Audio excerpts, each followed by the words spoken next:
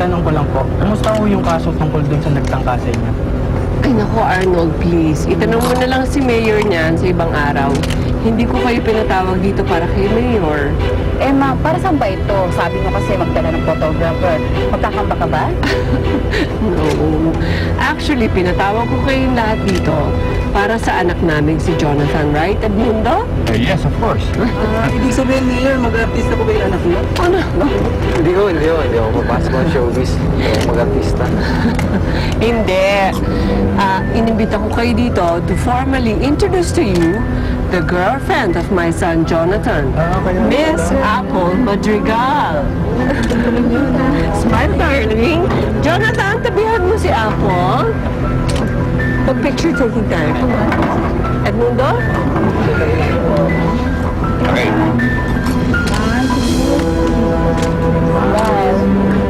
Oy, sa society page yan, ha?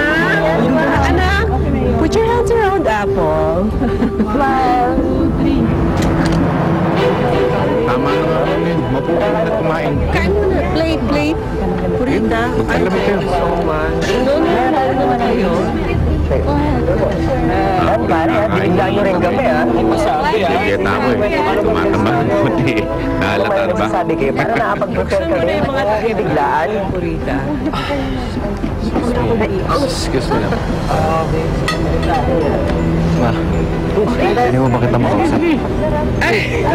Ay, naku, oh my goodness. Meron akong kasalanan sa anak ko. Alam niyo ba? I'm really so sorry, son.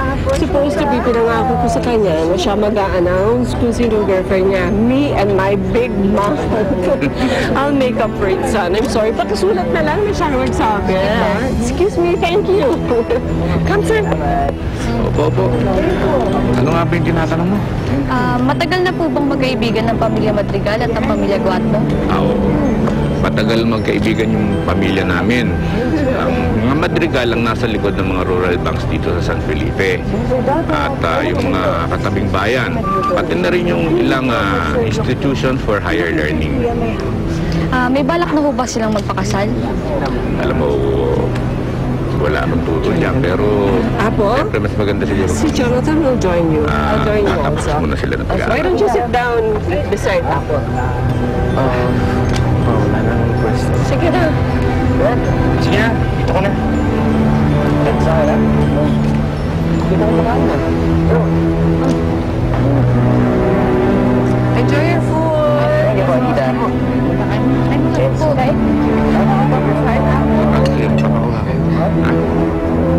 na yan? Ikaw na. Marami pa yung sabog na pa, ha? Oh, may naiwan na naman ba ako sa ospital? Wala. Gusto mo pang mamasyal? Ang hirap mong kausap na katayo. Upo ka nga.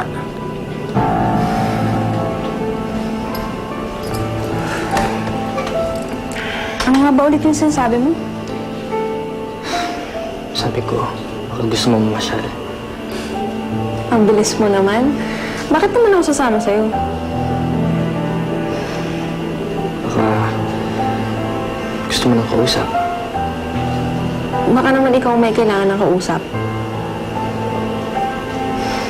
Gusto mo ba ng kwento?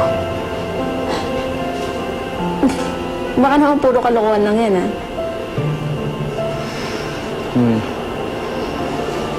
Isang malaking kalokohan. Si Jonathan at si Apple engaged na.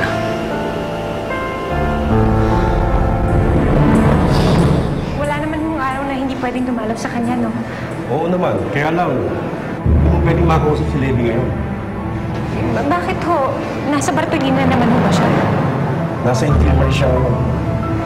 Ano? Ano nangyari sa kanya?